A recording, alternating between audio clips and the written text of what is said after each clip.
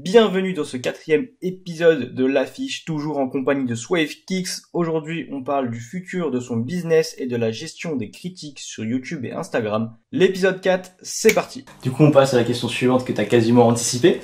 Je voulais connaître tes ambitions pour la suite. Quels sont tes projets, mais aussi tes ambitions, dans le sens où tes projets, qu'est-ce qui arrive? Peut-être des collabs avec d'autres youtubeurs, peut-être une marque de vêtements, un livre, comme les youtubeurs. Non, pour le livre, je rigole. Et sinon, après la suite, tu vois, comment est-ce que tu vois l'évolution de ton shop online? Est-ce que tu veux faire un shop? En vrai, est-ce que tu veux construire un shop? Est-ce que tu as d'autres ambitions? Développer un magasin multimarque, je sais pas. Alors au niveau de mes ambitions, alors j'ai plusieurs objectifs entre guillemets plus ou moins court et long terme. Donc je vais faire je pense le plus à court terme. Court terme c'est vraiment augmenter la qualité de mes vidéos. Par exemple il y a le Sneakerness qui arrive très bientôt. Je les ai DM d'ailleurs, enfin je leur ai envoyé un mail, ils m'ont pas répondu. Mais en gros j'aimerais bien être exposant là-bas et faire vraiment une vraie vidéo en mode film. Tu vois genre vraiment parce qu'on ne connaît pas, on a déjà eu des vidéos de Vinci, Jiffy etc. de quand ils étaient dans des events, mais on voit toujours le côté acheteur. Et j'aimerais bien faire toute cette partie vendeur et j'en avais discuté avec Greska, avec qui je suis devenu pote grâce à YouTube, etc. On parle assez souvent. Et entre guillemets, ce serait vraiment super cool de faire toute cette partie vente parce que on ne le connaît pas, etc. Donc vraiment, premier objectif, ce serait déjà d'augmenter la qualité de mes vidéos parce que pour moi c'est hyper important. Si tu ne fais pas du contenu de qualité, tu donnes pas envie aux gens de venir te regarder et acheter chez toi. Carrément. Ça c'est la première chose. Deuxième chose, à plus long terme, ce serait entre guillemets de pouvoir avoir des employés. En gros, j'ai deux de mes potes que je sais très bien que si jamais j'avais les moyens, ils seraient hyper motivés à me rejoindre. Donc du coup, ce serait de réussir à, en fait, plus que d'avoir des employés, ce serait de réussir à récupérer mes potes et à les ramener dans mon, de les ramener dans mon projet. Ouais, c'est ça, de les ramener dans mon projet. Je sais pas Rennes qui fait ça. Enfin, tu sais, c'est trois potes. Je sais pas, j'ai vu ça sur TikTok. C'est comme ta Sneakers. Je crois que c'est ça, ouais. C'est lourd. Je trouve ça trop lourd que de voir des potes qui sont ensemble, qui développent leurs projets, etc. Et c'est pareil pour pas mal de shops en fait. Ça commence d'un délire entre potes et tu t'investis dedans et ça pète. Et ça peut être carrément lourd, en vrai. Je suis totalement d'accord avec toi. Oui, et puis moi, mon rêve, ça a toujours été, et ça l'est encore aujourd'hui, mais tu grandis, tu comprends que c'est difficile, mais ça a toujours été d'ouvrir mon shop. Parce que, là, en fait, moi, je suis quelqu'un qui est, comment dire, je suis très introverti, mais tu vas voir ce que je vais dire, est assez bizarre, je suis quelqu'un de très introverti, mais par contre, je kiffe discuter avec les gens. Et en fait, du coup, normalement, ça va pas ensemble, mais dans les faits, c'est le cas, tu vois. Et donc, du coup, en fait, avoir mon shop, ça permettrait réellement de pouvoir discuter avec mes clients. Et puis en plus de ça, on va pas se le mentir, quand tu as un shop, tu vends plus cher. C'est parce que tu as tous les frais à côté, etc. Mais n'empêche, tu fais des plus grosses marges. Donc tu vends plus cher, mais je garderai quand même toujours une partie online parce qu'aujourd'hui, pour moi, le futur, c'est quand même tout ce qui est partie dématérialisée. Les gens n'ont plus besoin de bouger chez eux, etc. Donc c'est hyper important d'avoir un shop online. Et à encore plus long terme, si je voulais, entre guillemets, mon rêve aujourd'hui, ce serait, entre guillemets, d'avoir un shop ou un truc qui tournerait bien et en gros de pouvoir partir 3 mois par an en 3 fois différentes, donc en gros un mois, étalé sur l'année aux États-Unis, vivre là-bas pour, entre guillemets, faire tous les events sneakers, etc., comme on en parlait juste avant, récupérer les paires, les rapatrier en France, les vendre en France, repartir aux États-Unis, racheter des paires, les rapatrier en France, etc. Faire des conteneurs de sneakers, quoi. Genre des conteneurs. C'est ça, exactement. C'est les renvoyer en France. Parce qu'entre guillemets, moi aujourd'hui, je me fournis chez des mecs qui eux-mêmes se fournissent dans des sneakers events. Donc, qui se font 20, 30, 40 balles de BNF aux États-Unis, parce que eux, aux États-Unis, le système d'imposition est beaucoup moins élevé. Donc, entre guillemets, ils se prennent moins d'impôts, donc ils peuvent se permettre de prendre des petites marges. Et je me dis, en fait, si je peux sauter ces 20, 30, 40 dollars de ces mecs-là, si je peux sauter cette étape et aller directement chercher à la source, en fait, je vais récupérer 30, 40 balles par paire en plus. Donc ouais. Par des bons prix, donc ça semble logique en vrai. Ouais, ça semble carrément logique.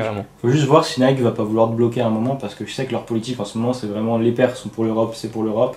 Les paires pour les États-Unis, c'est pour les États-Unis. Je sais pas si t'as vu, mais en gros, on peut plus acheter je crois, de paires Nike en online depuis les États-Unis et les importer en France. Je crois que c'est bloqué. Ouais, mais en fait, il te le bloque, mais après que le mec qui est aux États-Unis te vend une paire en Europe ou en Asie ou n'importe où, ils ont pas le contrôle dessus, tu vois. Carrément. Et puis entre guillemets, ça c'est aux gens de se renseigner, mais il y a tellement de solutions pour contourner ce truc-là, genre sur les unions, etc. T'as tellement de reshippers que tu dois payer peut-être, je sais pas, 30 balles ou 40 balles de plus, mais au moins le mec il récupère ta paire, il te la renvoie et puis tu récupères ta paire qui va des États-Unis, tu vois. Et toi, parce que là on n'a pas été tes ambitions, est-ce que tu te vois rester dans la sneakers? On va dire que tu vas prendre de l'âge. Tu te vois rester dans la sneakers? Est-ce que tes études vont prendre le pas et tu vas plutôt te dire vas-y je vais prendre un vrai taf, je mets des grandes guillemets autour de ça, mais un taf en entreprise plutôt. Comme je ne peux pas rester derrière un bureau, je l'expérience actuellement en fait entre guillemets avec l'alternance. Mon taf est super bien, franchement, je suis avec des gens qui sont super cool, etc. Mais j'arrive pas à rester. Enfin, genre, mon cerveau pense à trop de trucs en même temps pour rester derrière un bureau, donc je déteste ça.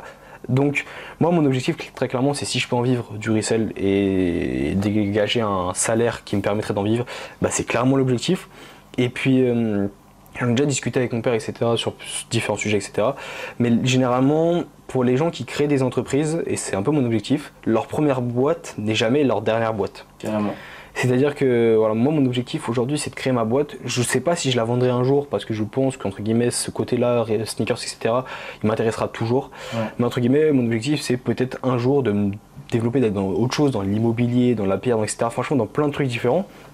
Mais aujourd'hui, je pense rester dans la sneakers pendant un bon moment pour l'instant parce que ça me permet clairement de dégager des revenus qui sont conséquents et qui à mon âge ne sont pas possibles autrement normalement. Donc pour l'instant, je pense clairement rester dans la sneakers et au-delà de l'aspect revenu, enfin c'est ma passion, tu vois. Genre je kiffe ce que je fais actuellement, donc c'est cool, tu vois.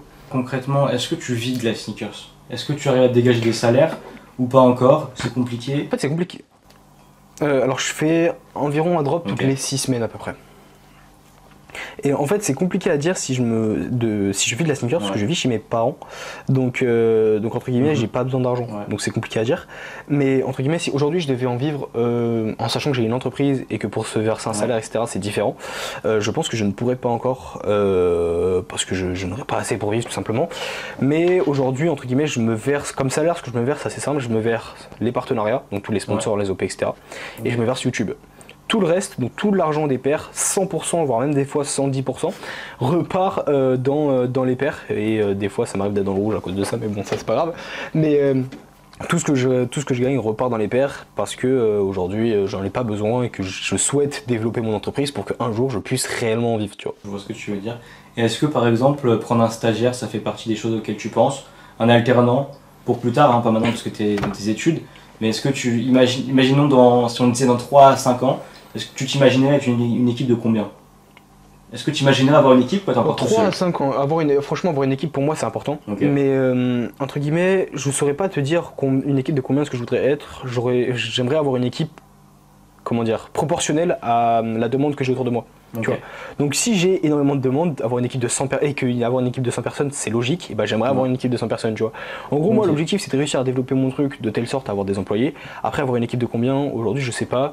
La priorité pour moi c'est d'avoir mes potes, j'aimerais réellement récupérer mes potes dans le truc. Après est-ce que je récupérerais des alternants, des trucs comme ça? Bah à voir avec le temps, sachant que les alternants c'est compliqué dans ce monde là, parce que tu sais il faut que ce soit des gens qui s'y connaissent et aujourd'hui par exemple je ne saurais pas quoi leur faire. Donc voilà tu vois, mais oui clairement développer l'entreprise de telle sorte à avoir des employés etc c'est clairement l'objectif, tu vois. On va attaquer un peu plus la partie communication, tous tes réseaux etc. Donc ta chaîne YouTube elle cartonne, franchement il n'y a pas à dire, tu tapes des 10 000 vues faciles. Ton compte Instagram c'est la même, franchement les photos sont quali, c'est trop lourd, c'est trop bien. Est-ce que toi tu reçois des critiques en DM? Parce qu'il y a beaucoup de monde, il y a beaucoup de monde qui te suivent, qui te connaissent etc. Est-ce que tu es critiqué? Est-ce que tu as reçu des remarques franchement déplacées? Est-ce que tu as reçu des menaces même? Ou rien? Alors, des menaces non, des critiques en DM directement non, parce que généralement les gens qui viennent en DM c'est des gens qui te suivent et qui t'aiment bien. Et il y a un nombre de personnes par contre qui m'envoient de la force et du love en DM, ça c'est incroyable. Et franchement je suis désolé vraiment pour tous ceux qui regarderont ce podcast et qui l'écouteront, je suis désolé à tous ceux à qui je ne réponds pas, parce que simplement j'ai par manque de temps, mais je vois la plupart du temps vos messages, même si je ne réponds pas je les vois entre guillemets. Tu sais quand tu as les demandes tu peux le voir sans que la personne n'ait vu que tu l'as vu. Donc entre ce que les gens me disent, mais je réponds pas parce que sinon ça me prendrait beaucoup trop de temps, tu vois. Et quand j'ai un peu plus de temps, je sais que j'ai 1 heure devant moi, des fois je prends le temps pour répondre. Donc du coup en DM, en DM directement j'ai pas trop de critiques. Par contre là où je vais avoir beaucoup de critiques ça va être en commentaire TikTok et YouTube. Là il va y avoir beaucoup de gens soit qui crient au fake, soit qui vont te critiquer directement toi, ta personne. Ça, je trouve ça complètement con, tu vois, mais ça m'est déjà arrivé qu'on me critique parce que tu sais moi j'ai un coup qui est un peu long, je le sais tu vois, mais moi c'est pas un complexe du tout tu vois. Mais il y a sur ma vidéo qui a fait le plus de vues, je crois que 50% des commentaires c'est ça. Donc c'est marrant tu vois, mais les bâtards.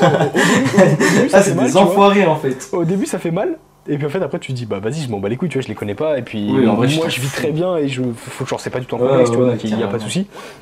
Et puis après, en commentaire TikTok, t'as plein de gens qui te disent que. Enfin, t'as tous les gens qui sont haineux des resellers, qui détestent les resellers, etc. Ouais. Mais sinon, franchement, c'est. Même si on dit souvent que l'être humain retient que le négatif, dans les faits, ça doit être même pas 1% des remarques et des commentaires que je reçois, tu vois.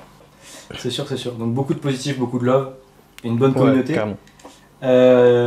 T'es apparu sur M6. Ça, je voulais en parler carrément avec toi. Comment ça s'est passé? Comment il y a eu une connexion? Qu'est-ce qui s'est passé? Alors, en gros, j'étais en vacances avec ma copine chez ses grands-parents d'ailleurs, Okay. et en gros, je reçois un DM, puis un mail, puis un message LinkedIn, je crois, d'une meuf qui me dit Hello, je taffe chez M6 et tout, on cherche à faire un docu sur les sneakers pour passer le midi au 12h45, tout ça, est-ce que t'es intéressé, tu vois? Donc je réponds pas, en fait je screen tout, j'envoie à mon père, parce que mon père m'aide beaucoup pour la gestion de l'entreprise, etc. Même si à l'époque j'avais pas encore d'entreprise et tout. Okay. Et je screen tout, j'envoie à mon père, je lui dis tiens, bizarre, tu vois. Ouais. Et il me dit bon, attends avant de lui répondre, je vais faire des recherches. Donc il cherche, il trouve la meuf, il trouve que c'est vraiment une vraie journaliste à M6, etc. Donc je lui réponds, je lui dis hello, oui, ça pourrait m'intéresser. Enfin, qu'est-ce que vous voyez, tu vois. Donc elle m'appelle, et en fait on discute, elle me dit qu'elle voulait venir pour tourner un truc sur les sneakers et tout. Et en fait cet appel a eu lieu le mercredi et le samedi ils étaient chez moi. Donc en fait tout simplement ça s'est organisé très rapidement. Samedi il y a un mec qui est venu avec sa caméra, ça a duré peut-être 4 heures pour 30 secondes de passage dans le 12-45. Okay. Mais en gros il y avait ce jour-là, je crois il y avait la Sakai Clot qui sortait. Okay. Et en gros ils voulaient un peu montrer de base eux leur objectif c'était de montrer les gens qui achètent sur Nike et qui revendent. Et entre guillemets moi la meuf je lui dis honnêtement je le fais, tu vois, genre je participe au raffle, etc. Mais c'est pas mon sujet principal, tu vois. Ouais. Mon sujet principal, moi, c'est la revente de sneakers d'occasion. Et en fait, elle m'a dit, ah bah tiens, je connaissais pas trop et tout, ça pourrait m'intéresser. Et donc, du coup, en fait, on a fait toute une partie sur les Sakai Clot. Puis après, en fait, ils ont un peu montré les sneakers d'occasion. Puis après, ils ont interviewé mes parents, etc. Donc voilà, c'était à peu près 3h30, 4h d'interview pour après 30 minutes de trucs qui sont sortis, 30 secondes de trucs qui sont sortis 1 ou 2 mois après, je crois, après, sur M6. Et t'as été satisfait de ce qui est passé sur l'écran ou... Franchement, ils ont pas. Moi, ce que j'avais peur, ce qui est souvent le cas avec la télé, c'est la déformation. Tu sais, genre souvent ils te prennent des trucs, ils te les déforment, ou alors, tu sais, genre ils te tournent, le mec est super sympa, mais tu sais pas s'ils vont pas te tourner le truc en mode genre ouais, les resellers c'est des connards, tu vois, genre tu sais jamais ce qu'ils vont en faire. Donc moi, franchement, là-dessus, j'étais content. Après, dans les faits, moi, ça m'a rien apporté dans le sens où, bah, genre, tu sais, genre c'est des grosses trucs, donc ils créditent pas les gens, etc. Ouais. Donc moi j'ai eu aucun retour là-dessus positif, mais ça fait une expérience en plus et c'était cool, tu vois. Ouais, bah c'est stylé du dire que t'es passé sur M6. Ouais, j'ai fait carrément, et puis ça et puis ça apporte de la crédibilité dans le sens où quelqu'un qui veut m'acheter et qui ne sait pas si je suis legit ou pas, bah tu lui montres, je sais pas, dans un book ou je sais pas, tu lui montres que t'es passé à M6, etc. Bah ça apporte de la crédibilité, tu vois. C'est lourd. En vrai, c'est lourd de fou. C'était assez marrant et puis au début je pensais pas, enfin en fait quand la meuf m'a DM je comprenais pas pourquoi moi, tu vois. Et puis en fait elle m'a dit que quand elle a tapé Resell sur YouTube c'est la première personne sur laquelle elle est tombée, donc j'ai eu de la chance, quoi. Je crois que t'es pas trop mal référencé en vrai sur YouTube, même des fois quand je tape des trucs dans la barre de recherche je tombe sur tes vidéos, je me dis putain il est bien, il est bien. Je sais pas si tu les utilises mais c'est les tags. Non, je dis pas. Tu sais, sur YouTube tu peux mettre des tags. Bah c'est hyper important parce que c'est en gros ça référence les mots-clés quand les gens ils vont taper, bah ça ils vont tomber sur ta vidéo. Et donc souvent moi je mets Resell, sneakers, Jordan, trucs comme ça et en fait les gens tombent dessus, tu vois. Bah je vais l'utiliser maintenant. Même moi je prends les conseils, c'est lourd.